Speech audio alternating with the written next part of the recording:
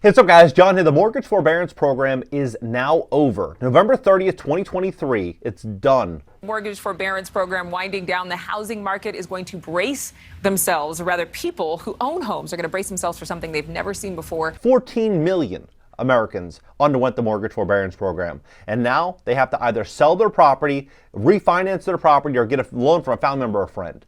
So you have to ask yourself, how many people are out there right now looking to buy homes? Because inventory is picking up month after month after month. Not as many as there were a year ago, not as many as there were 18 months ago. And so when you start to look at this dynamic, what you're going to start to see is a wave of home inventory hit the market. And there's going to be a lot more home sellers chasing a very small pool of buyers. In this video, I'm going to break down exactly what these numbers are, what's likely going to happen in the housing market, and why I think this is going to be the biggest investing opportunity of our lifetime. Please hit the like button. When you hit the like button, YouTube will share this content to educate the people about what's really going on in America's housing market. And if you'd like to fix your credit to position yourself for the greatest wealth transfer in American history, we would love to help you at my company, GreatCreditFast.com. That's GreatCreditFast.com. If you have late payments, medical bills, charge-offs, foreclosures, bankruptcies, repossessions, any negative item on your credit report, go to GreatCreditFast.com. Click the link in the description just below this video. Schedule a free strategy session. Take a look at this. So it's 52% more expensive to buy than to rent in this housing market, and shoppers are pulling out of contracted offers left and right. Now let's look at the numbers here. It's expiring November 30th, right? This is right from HUD.gov, right? Guaranteed loans, the forbearance options for Section 184, guaranteed loans will end November 30th. November 30th. Now let's look at this. 60% of individuals with mortgage loans entered forbearance at some point between April 2020 and December 2021. 16% of individuals. It's a massive number, but how big is this number? What's really going to happen here? Look at this. 143 million housing units in America. 143,786,000, right? Well, if you look at this, 38% of that number, they have no mortgage, right? They have no mortgage. So 62%, the difference, 62% have a loan.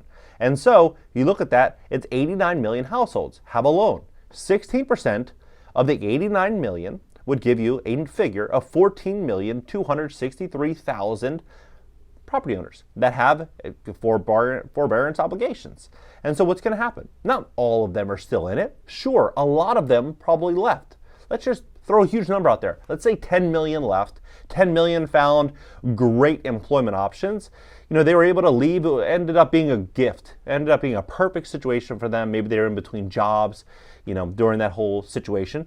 Maybe that did happen. Maybe 10 million. Forget it. Let's say 12 million. 12 million left.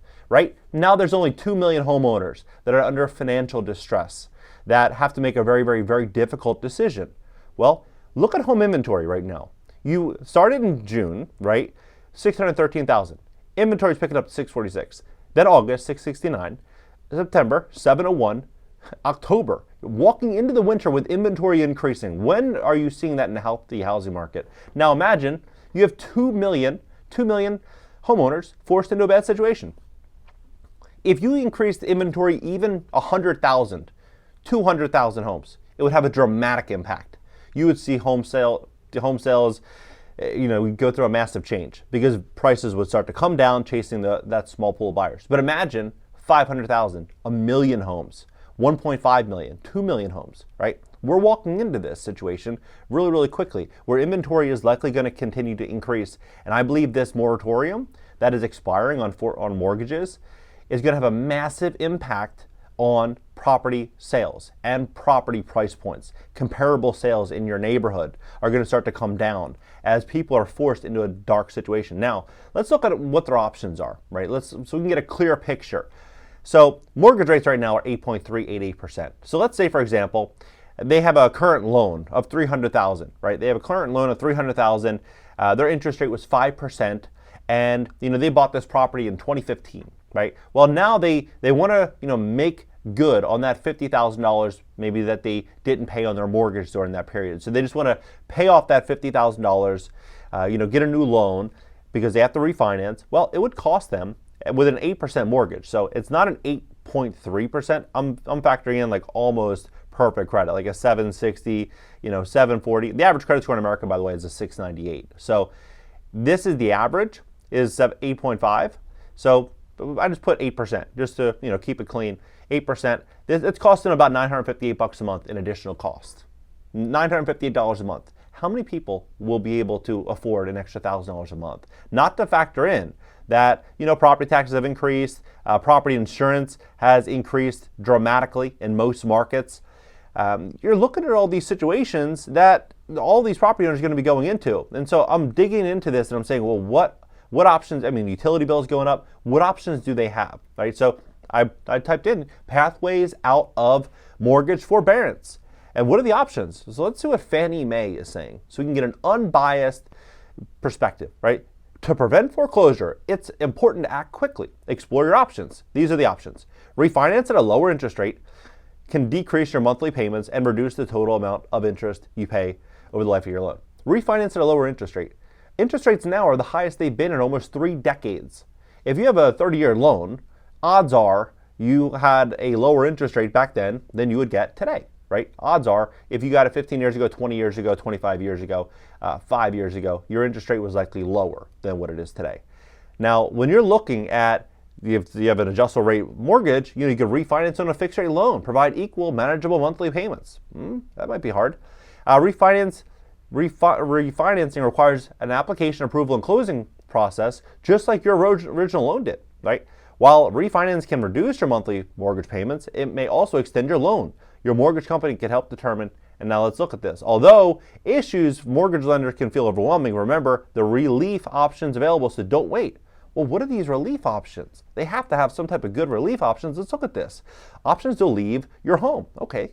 Well, the key to take action as soon as possible. Contact your mortgage servicer at the company you send your monthly mortgage payments to and ask about options as soon as you anticipate difficulty making your monthly mortgage payments. Just walking away from your home and choosing foreclosure can seriously damage your credit.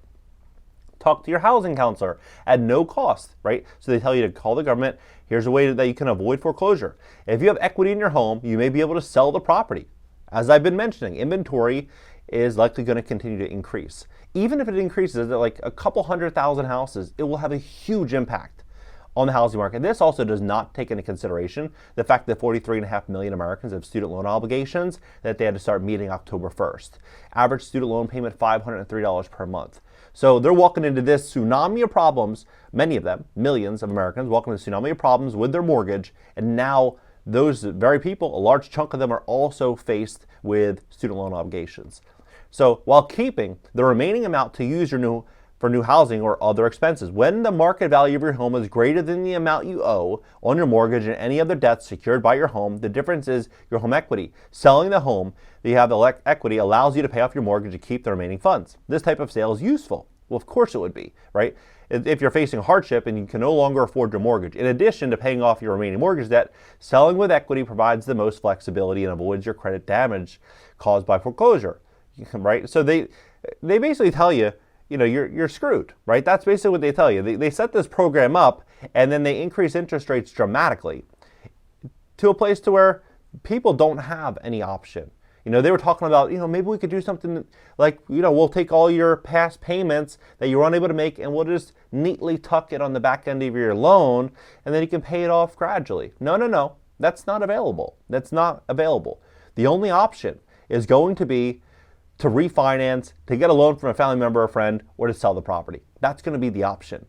Your mortgage company wants to help you avoid foreclosure. The biggest mistake you can make is waiting to take action. Contact your mortgage company today to determine if you're eligible for a mortgage or a lease, right?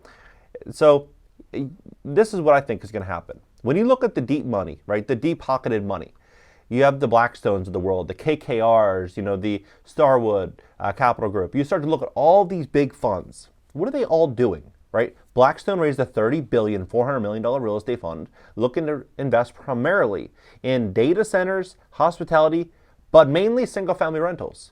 You have Starwood Capital. They're doing the same thing. They're raising a ton of money for a distressed real estate fund. KKR, all these big firms, what are they doing? Raising money to invest in distressed real estate. Why? It's because they know that a wave of problems is going to come to the housing market. Right? So the story of, hey, marry the house, date the rate, you could refinance later. That's not going to work out as well as I think a lot of people anticipated in 2022. In fact, I think we're going to be walking into a very, very difficult time for a lot of people, even home buyers that want to invest, because, when I was a real estate agent in Beverly Hills from 2009 to 2019, in 2009, 2010, everyone would say, hey, I'm going to invest in real estate when the market crashes. And then 2011 came, 2012 came, no one was really buying, nobody. Right? Then people started getting excited about buying again in 2014, 2015. That's when everyone was, fully on board with the housing market. But fear got in the way of them making a smart investment. Fear got in the way of a good, logical, value-based decision to invest. But the people that understood value, the people that were able to, remove emotion from the equation and able to go out there and buy deals, those are the people that made a lot of money. Peak fear is going to be coming. It's going to be coming. It's going to be coming across the media. It's going to be coming across Wall Street, Main Street. If you can see through the pain and you can look through the clouds, there's going to be a lot of opportunity for smart and savvy real estate investors that have cash, that have the credit, that have the game plan and the knowledge.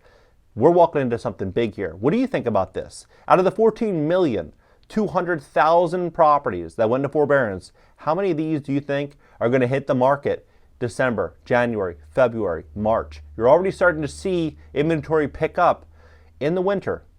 It's happening, folks. Drop it below. Let's have a conversation. Hit the like button. And if you want to fix your credit to position yourself for the greatest wealth transfer in American history, especially in our real estate market, we'd love to help you at my company, GreatCreditFast.com. That's GreatCreditFast.com. If you have late payments, medical bills, charge-offs, foreclosures, bankruptcies, repossessions, any negative item under credit report, go to GreatCreditFast.com. Click the link in the description and schedule a free strategy session. Catch you in the next video.